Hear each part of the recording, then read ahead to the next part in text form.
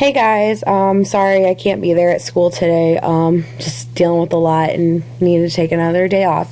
But I don't want you guys to get behind, so I'm just going to record the lecture. You guys can watch it as many times as you want to learn all the material for today, and then you'll still be caught up. So I will check the homework for today that was assigned from last class. I'll check that next time, and the homework for today, which is 15 through 26. You will also have a quiz next class over electrical energy and capacitance. So that will just be over the stuff from Wednesday.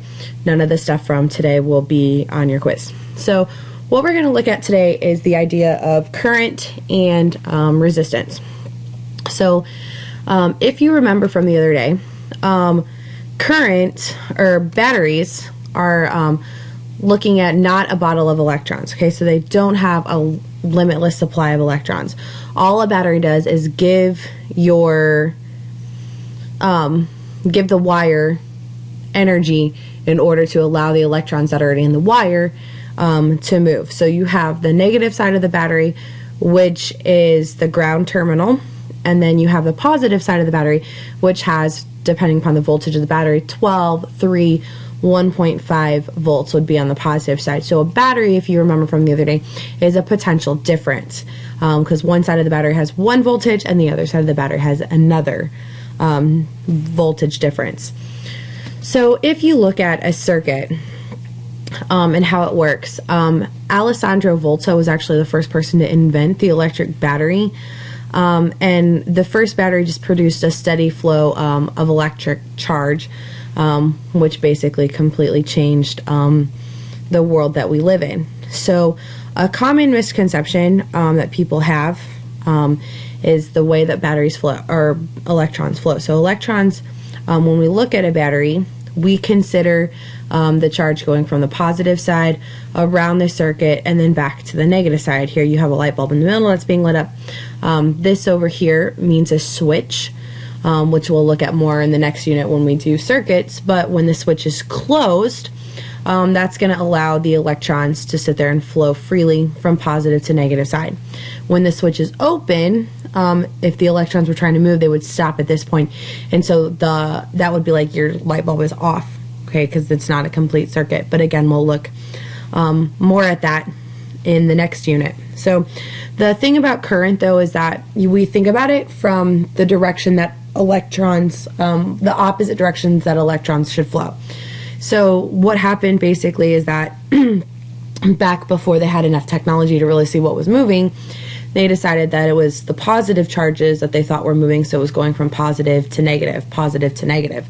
Since then, we've realized it's the electrons moving. Since the electrons are in that electron cloud, they're free to move around, whereas the protons are in that fixed nucleus. So we've kept the convention of current going from that positive to negative, so we just look at it as the opposite direction that which electrons would actually want to move. So the equation for current becomes this I equals Q over T. Current is represented by the letter I. I know it's weird. I tend to remember current as CIA. Current represented by the letter I as the variable, and it's measured in A or amperes. So I say CIA to remember it. Q is going to be the charge that you're looking at. So you can look at the whole charge of the wire, a little bit of the wire. What is the charge? So you're going to pick a point in the wire that you want to look at. So if I go back for just a second, I could look at the charge that's passing by this point in time, for example, and that would be the charge that I would want to use. With current, it's looking at the rate. By definition, it is the rate at which electrons or your charge is going to move. So it's going to be a value over time. So your time always has to be measured in seconds. Okay, your electrons are going to move very, very slowly. We have something called a drift velocity, and this is how fast they normally move when they don't experience an electric field. So they move at a rate of 0.0000246 meters per second. which basically means that it would take them about 68 minutes to travel 1 meter. As you know, that's not how fast light travels. Otherwise, when you flip on a light switch, 68 minutes later, one light bulb would turn on, and then 68 minutes later, the next light bulb that's a meter down the path from it would turn on. So what happens is once you introduce this electric field and you start those electrons, you complete the circuit and the electrons are free to move. Their speed dramatically increases, and they're going to eventually travel at a speed that is close to the speed of light, which, if you remember, is 3 times 10 to the 8th meters per second. So 300 million meters in a second, which is quite a bit larger than this drift velocity that you originally see there. The other thing about electrons that tends to be a common misconception is, think of electrons, a lot of people want to relate them back to being like a water hose, okay? That's not how it works. A water hose, for example, when you turn it on, you have to wait for the water to go all the way through the hose until it reaches the nozzle, and then you'll get the water pressure. Electrons aren't like that. The electrons are sitting in the wire the whole time, all the way across. So as soon as you flip that switch, the electrons are going to start to move instantly.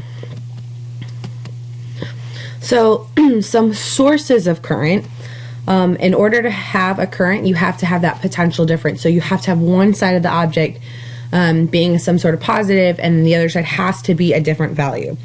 Current is always going to flow from high voltage to low voltage, which is why the current we talked about earlier travels from the positive to the negative. Positive side has at 12 volts. The negative side is your ground side, which has a potential difference, or a potential of 0. So you can look at that potential difference, positive having a number, 0 being, or negative being 0. So the current is going to travel that in that pattern. So it always goes from an area of high voltage to low voltage. So just some examples of it. Of course, you have the battery, which we talked about earlier.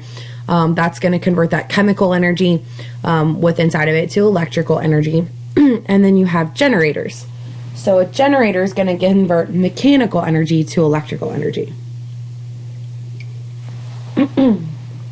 A type of generator that people don't think about is actually like the wall sockets. They have 2 different potential differences, and normally that average potential is going to be 120 volts. So something to think about. The difference between your battery and your battery is going to eventually dies because it runs out of that chemical energy. That chemical reaction can no longer take place. And once that reaction stops being able to happen, you're not going to be able to get any electrical energy out of it. Whereas with a wall socket, there's always going to be that mechanical energy behind the scenes to power your different devices. So there are 2 different types of current. You have a direct current, and then you have an AC current, or an alternating current. So with a DC current is that the current's always going to travel in one direction. So it's going to stay going the same way. So it's always going to go like clockwise, okay, nonstop, or counterclockwise. Your batteries, for example, are going to be an example of DC because they have a fixed positive and negative side to them. So it's not like a battery you can't all of a sudden switch from the positive side to a negative side. It's always going to be the positive side on one side and the negative side on the other. With an alternating current, what basically happens is that the positive and negative are going to switch terminals constantly. So they're becoming positive and negative and switching back and forth all the time. It basically happens 60 times per second. Okay. So 60 times in 1 second, the lights are actually flickering back and on and off as that current switches. But again, your eyes cannot detect that change in it. So you don't even realize the fact that there's going to be this difference in the lights flickering. All of your AC current is what's going to allow you to have power to your house. Okay, every appliance that you're running in your house right now is based off of an AC current. So the other important thing about current and circuits that we need to look at is this idea of what happens when current needs to be slowed down. So not all devices, when you plug them into your wall outlets, can handle the same amount of current. So what happens is that they have a built-in resistor. So a resistor is going to be just something that opposes the flow of the charge. It's going to try and slow it down. So your resistor you can think about as being like air resistance. Okay, it's going to slow it down.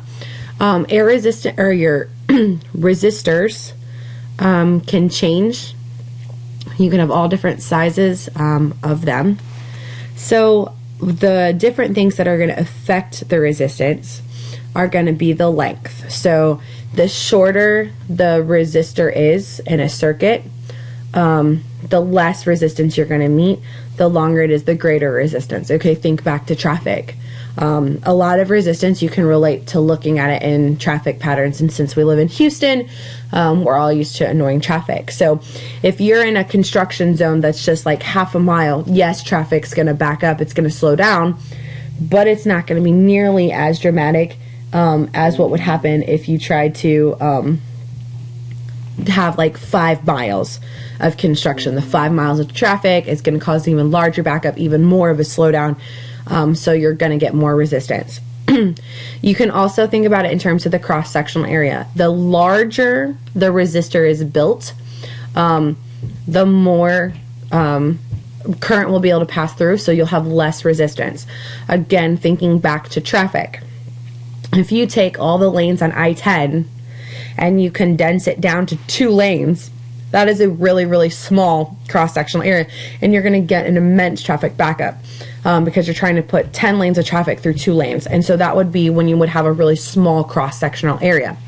Versus if you took all of those lanes of I-10 and you condense it down to 6 lanes, yes, there's going to be a slowdown, but there's not going to be as much because there's going to be more paths.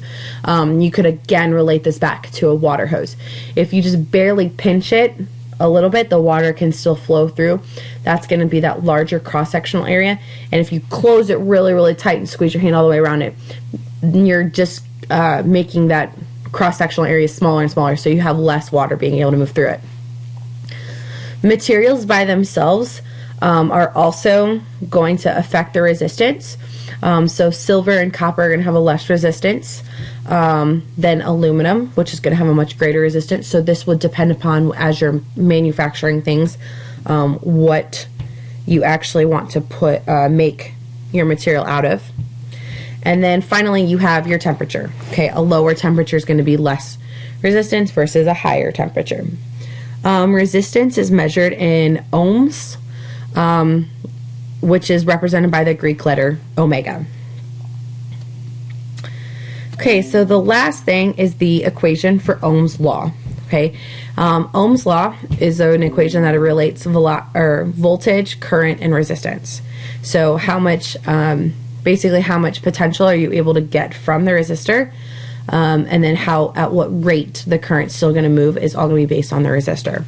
So here's an example of what a resistor looks like. All of these different bands mean something, and they tell you about the size of the resistor, and you're going to get to play around with those on next class.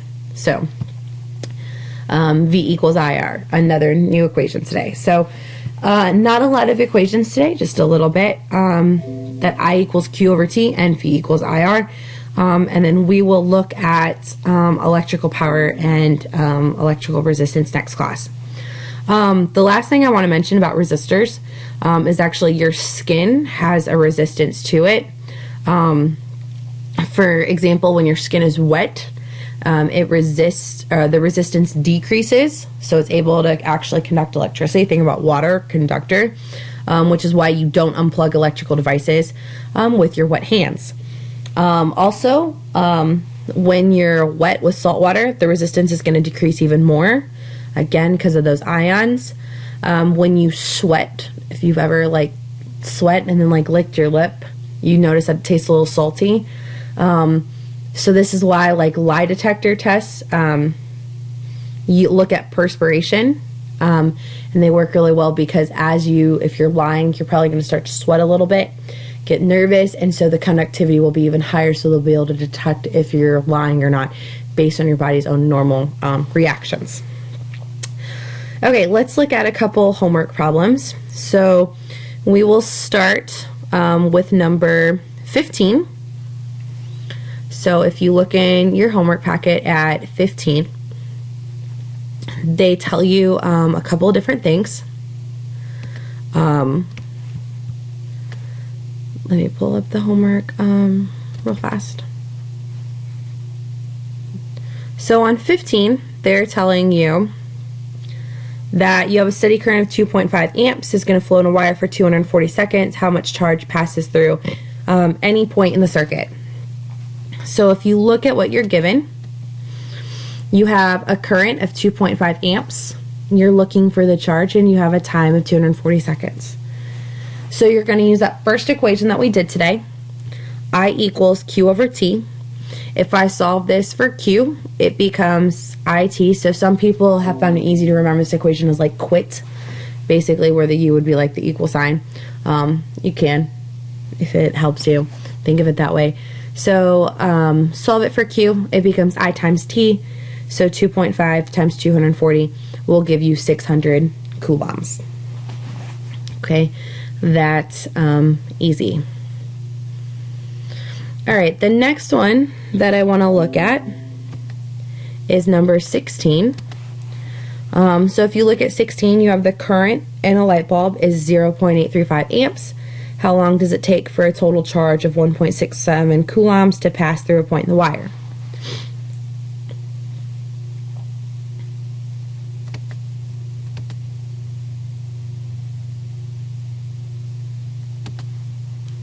So on 16, you have that current of 0.835. You're looking for the time.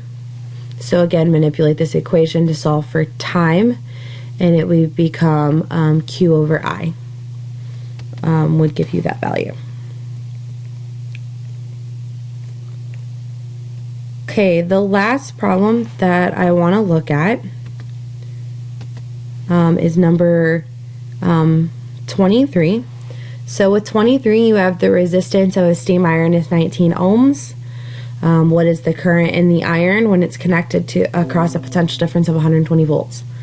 So your potential is 120. Your resistance is 19 ohms. Again, that Greek letter omega, the upside down horseshoe. And you're looking for current. So you use V equals IR, Ohm's law. Solve it for I and get V divided by R. So 120 divided by 19 will give you 6.316. I hope this helps you guys. The equations today are pretty easy.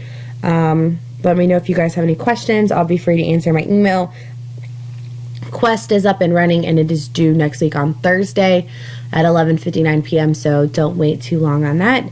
Other than that, have a great weekend, and I will see you guys next week.